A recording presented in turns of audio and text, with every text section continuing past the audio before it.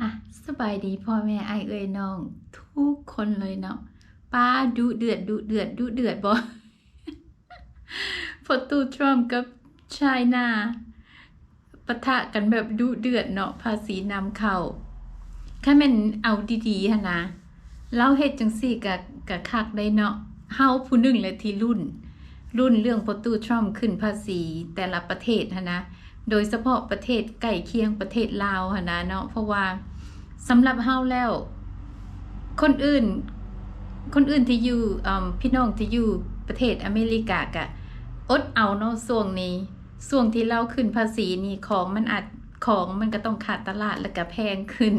แต่ว่าเบิดช่วงนี้ไปเนาะถ้าแม่น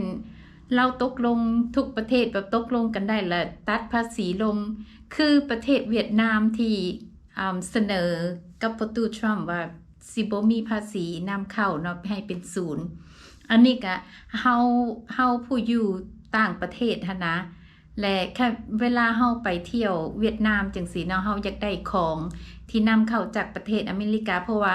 ของบางสิ่งบางอย่างเฮาก็ยังติดเฮาก็ยังใช้เป็นของแบรนด์ที่มาจากอเมริกาอยู่เนาะของบ่ใหญ่ดอกพี่น้องแบบของใช้ส่วนโตวคือพวกเมคอัพพวกลิปสติกพวกอีหยังจังซี่หั่นนะเฮาจื้อได้ว่าไปไทยเทื่อนึงไปไทยปีกายนี่เนาะตอนไปต่อวีซ่านั่งยนต์ไปกรุงเทพแล้วก็ไปไปช้อปปิ้งไปเลาะช้อปปิ้งอยู่มอไปซื้ออีหยังไปซื้อลิปสติกแท่งหนึ่งอายไลเนอร์อันหนึ่งแล้วก็มีอันน้อยๆอีกอย่างอีกอันหนึ่งนี่แหละแบบ3อย่างค่ะนะถ้าแม่นไล่เป็นเงินดอลลาร์กับแบบ$100ป่ายค่ะนะแบบ100ป่ายเฮาถ้าแม่นเฮาซื้ออยู่อเมริกานะจะบ่ฮอดเนาะลิปสติกแท่งหนึ่งที่เฮาเคยซื้อนี่ก็จะประมาณ15-20 เหรียญอายไลเนอร์นี่ก็ประมาณ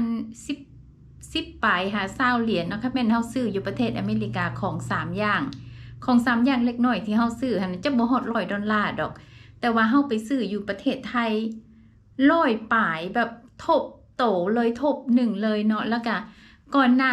หลายปี 2-3 ปีก่อนเฮาก็จื้อได้ว่าเฮาไปซื้อ iPad อันหนึ่งอยู่เวียงจันทน์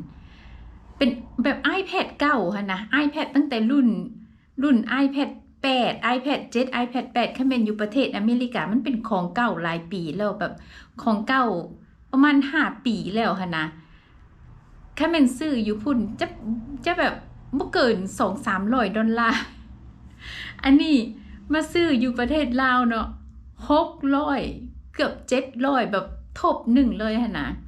แล้วก็มีอีกช่วงหนึ่งที่แบบหมู่ของลูกฮักเนาะอยู่อเมริกาเพิ่นอยากส่ง iPad มาให้อยากส่ง iPad มาให้นางเฮาก็เลยให้ลูกไปติดต่อถามหม่องอันคนส่งเบิ่งหั่นนะว่าแค่แม่นเขาส่งของมาให้แล้วเฮาไปเอาต้องเสียค่าภาษีเท่าใดปรากฏว่าค่าภาษีหั่นเกือบ 50%ค่าแม่นของราคา1,000เฮาก็ต้องมีเงิน$500ไปเวลาเฮาไปเอาของหั่นนะเฮาต้องเสียภาษีหั่นนะและค่าแม่นทุกประเทศที่แบบพอตูทรัมป์เราขึ้นภาษีมันคือการลิ้นไผ่เนี่ยเนาะเราแบบเราหลักไก่ค่ะนะค่าแม่นคือประเทศเวียดนามที่เขาก็ไปเสนอพอตูทรัมป์แล้วว่าภาษีลบเป็น0เลยค่าแม่นประเทศอื่นๆเฮ็ดคือจังซั่นค่ะนะแบบนำเข้านำออกอะบ่ต้องเสียภาษีหลายค่ะของมันก็ต้องของที่นำเข้าจากประเทศนอกจังซี่มันก็จะบ่แพงหลายเนาะแล้วก็ของที่ประเทศต่างๆเอาเข้าไปขายอยู่ประเทศอเมริกามันก็จะบ่แพงหลายจังซี่นะ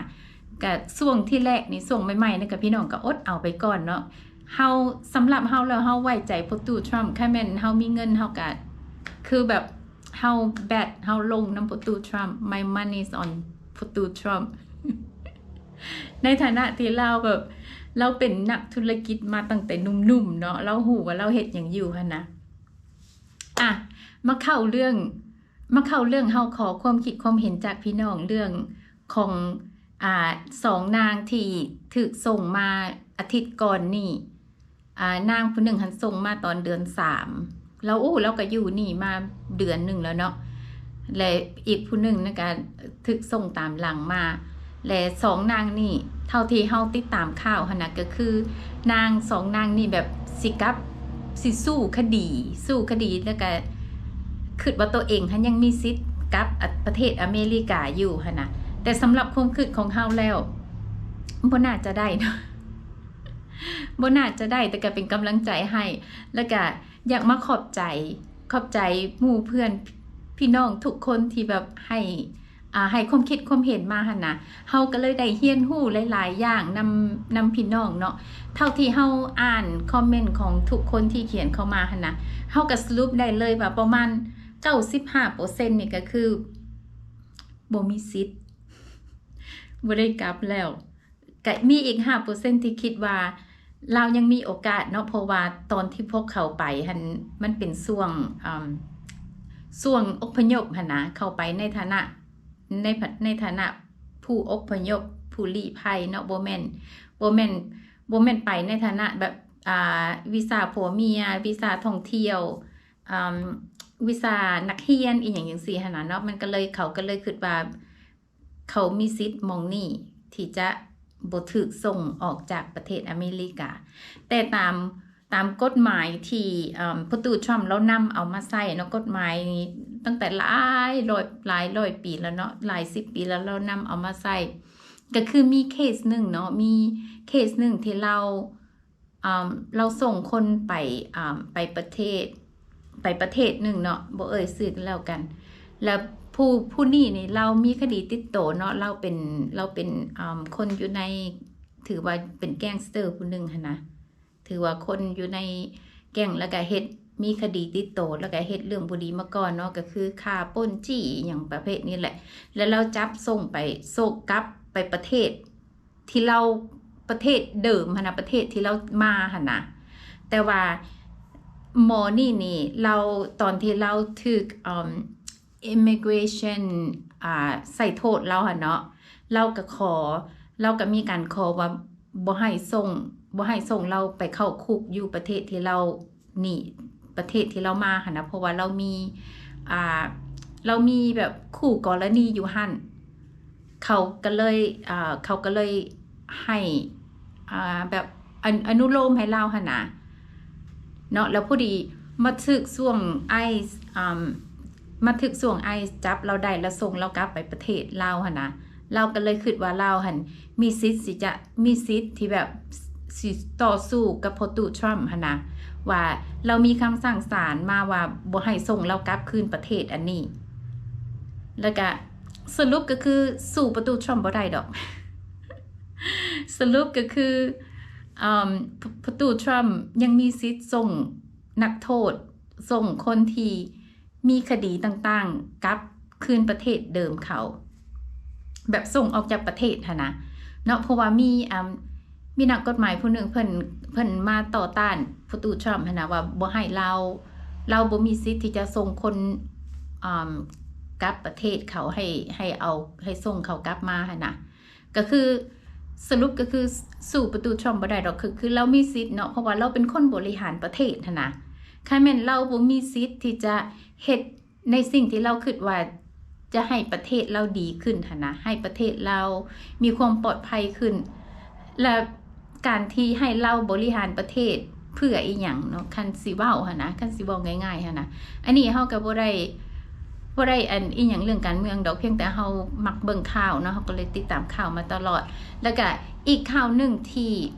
อยากให้พี่น้องได้รับรู้เอาไว้ก็คือออกมาใหม่ๆนี่เนาะมีข่าวออกมาว่าคันแม่นผู้ใดที่มีคดีติดโตแล้วก็มีคำสั่งให้ออกนอกประเทศและฝ่าฝืนหั่นนะก็คือลักอยู่หั่นนะบ่ออกไปหั่นนะแล้วคันแม่นเขาจับได้อาจจะมีค่าปรับใหม่ถึงแบบมือละเป็นพันพุ่นใดพวกเจ้าเอ๋ยพี่น้องเอ๋ยเฮาจังบ่ฮู้ว่าหลายๆคนได้น่าจะได้อ่านแล้วเนาะที่สถานทูตลาวประจำอเมริกาออกคำเตือนมาหั่นนะประกาศหั่นนะว่าคันแม่นพี่น้องผู้ใดที่ฮู้โตว่าตัวเองอยู่แบบบ่ถูกกฎหมายเนาะเจียสบ่ครบถ้วนอยู่เกิ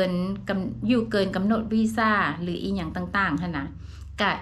เพิ่นก็แนะนำให้เข้าไปเสนอโตกลับเองดีกว่าเฮาจะถูกจับแล้วก็ถูกกักขังอันนี้สำหรับผู้ที่ ฮู้โตว่าเฮาอยู่เกินแล้วเฮาอยู่แบบผิดกฎหมาย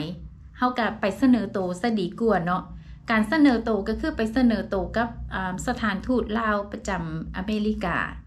ไปเสนอโตว่าอย่างเจียแบบเอกสารเฮามันเบิดอายุหรือว่าเฮาอยู่เกินหรือว่าอีหยังก็แล้วแต่เนาะเข้าไปเสนอโตว่าเฮากลับเองหั่นน่ะคันเฮากลับเองก็คือแบบเฮาซื้อปีย่นเฮาเสียปีย่นเองและประเทศอเมริกาเขาถือว่าเขาบ่ได้ลงทุนนำเฮานะเขาบ่ได้เสียค่าใช้จ่ายอีหยังนำเฮาเขาก็จะยกย่านโดยการที่แบบบ่เอาเฮาเข้าไปในลิสต์ในแบนลิสต์ของเขาหั่นน่ะในลิสต์ที่แบบว่าเจ้าบ่มีสิทธิ์กลับเข้าอเมริกาตลอดชีวิตแล้วก็อีกเรื่องหนึ่งเนาะอีกเรื่องหนึ่งก็บ่ฮู้ว่ามันสิเป็นไปได้หรือบ่อาทิตย์หน้าหลังปีใหม่นี่แหละหลังปีใหม่นี่เฮามีธุระต้องขึ้นไปเวียงจันทน์แล้วเฮาก็ได้บ่แม่นเบอร์โทรศัพท์ตรงเนาะแต่ว่าได้ส่งทางที่จะติดต่อหาไอ้คำลาหั่นนะเฮาก็จะติดต่อหาเราแล้วก็อยากจะขอสัมภาษณ์เราหั่นน่ะเนาะบ่สัมภาษณ์เราแล้วก็อยากถามเราว่าตอนนี้มีคนลาว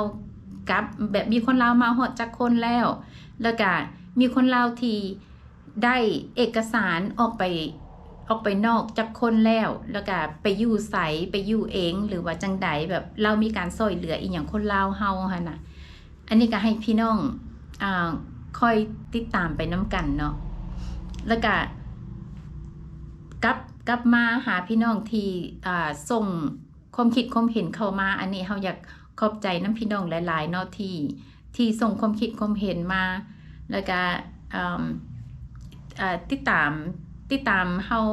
ว่าอาทิตย์หน้าบ่จะประมาณอาทิตย์หน้านี่แหละน่าจะเป็นวันที่20หลังปีใหม่เนาะหลังสงกรานต์เฮาจะขึ้นไปเวียงแล้วเฮาก็จะพยายามติดต่อหาไอ้คำลาแล้วก็จะขอสัมภาษณ์เพิ่นส่วนเรื่องเวียดนามหั่นนะเฮาอันนี้เว้าแบบเห็นแก่โตเนาะเพราะว่าเฮาบ่ได้อยู่ประเทศอเมริกาแล้วก็แค่แม่นแต่ละประเทศอ้อมแอมประเทศลาวนี่นะลดภาษีเข้าออกลงขนาดเนาะทุกอย่างที่นำเข้านำออกมันก็จะถึกสำหรับคนที่อยู่บ่ได้อยู่ประเทศอเมริกานะคือเฮานี่ก็ผู้นึงแหละอันนี้เฮาเว้าแบบเห็นแก่โตเนาะว่าแค่แม่นประเทศไทยลดภาษีลงมาคือประเทศเวียดนามจังซี่เวลาเฮาไปประเทศไทยแล้วเฮาไปหาซื้อของที่นำเข้ามาจากประเทศอเมริการาคามันก็จะถึกลงเฮาก็ท่ารุ่นท่าเบิ่งไปนำกันส่วนพี่น้องอยู่ประเทศอเมริกาก็ hang in there บ่ดนดอกเครื่องอาจจะขึ้นแป๊บนึงเนาะเดี๋ยวมันก็ราคามันก็จะลงมาแล้วให้พี่น้องคิดเบิ่งว่าถ้าแม่นเราแผนของเรามันสำเร็จหั่นนะและทุกประเทศตัดภาษีลงน้อยหั่นนะแล้วคิดเบิ่งว่าของที่นำเข้าจากประเทศแถวเอเชียนี่ก็จะถูกลงมันก็จะดีสำหรับพี่น้องในอนาคตเนาะคิดเบิ่งว่าสมัยโควิดเนาะพวกเจ้าก็ยังแบบผ่านมาได้หั่นนะแล้วก็ช่วงนี้เฮาก็เชื่อมั่นว่าพวกเจ้าต้องผ่านไปได้แน่นอนบ่นานดอกบ่โดนเกินบ่นานดอกเนาะเฮานี่ยังถือว่าเฮาโชคดีที่ช่วงนั้นหันเฮาบ่ได้อยู่ในประเทศเฮาบ่ได้อยู่ประเทศอเมริกาแล้วเฮามาฮอดประเทศลาวแล้วก็คือเฮาออกมาตอนเดือนมาฮอดประเทศลาวเดือน3ต้นเดือน3เลยของ2020ช่วงที่แบบเริ่มต้นเลยเนาะเฮามาเฮาก็เลยบ่ได้อยู่ในสถานการณ์ที่ยุ่งยากตอนโควิดนะมาอยู่ประเทศลาวก็ถือว่าถามว่ายากบ่ก็บ่ได้สำหรับเฮาแล้วบ่ได้ยุ่งยากอีหยังเนาะเพราะว่าเฮาเป็นคนที่บ่มักไปใส่อยู่แล้วเฮาเป็นคนที่มักอยู่เฮือนอยู่แล้วเพราะฉะนั้นช่วงที่ถูกกักโตมันก็บ่ได้ บ่ได้เฮ็ดให้เฮาเดือดร้อนอีหยังหั่นนะอ่ะขอบใจพี่น้องหลายๆเนาะที่ให้ความสนใจแล้วก็สำหรับพี่น้องที่ให้ให้ความรู้มาเฮาก็ถือว่าเฮาได้เรียนรู้หลายๆอย่างเลยที่แรกเฮาบ่รู้ความแตกต่างระหว่างimmigration แบบ migrants เนาะ immigrants กับrefugee นะสำหรับเฮาเลยก็คือ immigration ก็คือ immigration เนาะเฮาบ่รู้ว่าrefugee คือตอนเฮาไปเนี่ยเฮาก็ผ่านศูนย์ refugee นะเฮาก็เป็น refugee ผู้หนึ่งหั่นนะเฮาบ่ได้รู้จักได้ว่ามันแตกต่างอีหยังกับimmigrants คิดว่าคนอพยพก็คืออพยพหั่นนะเนาะแล้วก็มีพี่น้องหลายๆคนที่มาให้ความรู้เฮาก็ต้องขอบใจหลายๆสุดท้ายนี่ก็พี่น้องอย่าลืมติดตามเด้ออีกประมาณอาทิตย์หน้าประมาณวันที่20ก็ยังอีก10 มื้อเนาะประมาณนี้แหละเฮาจะขึ้นไปเวียงจันทน์แล้วเฮาก็จะพยายามติดต่อหาอ้ายคำลาแล้วก็สิขอสัมภาษณ์เพิ่นเนาะเฮาก็คันแม่นพี่น้องอยากให้เฮาถามอีหยังเราหั่นนะมีอีหยังที่ข้องใจอยากให้เฮาถามอีหยังเราหั่นนะพี่น้องปะคอมเมนต์ไว้ทั้งลุ่มนี่เด้อเฮาจะถามให้แล้วก็เอาไว้พอกันใหม่คลิปหน้าเนาะสำหรับคลิปนี้ขอบใจหลายๆสบายดี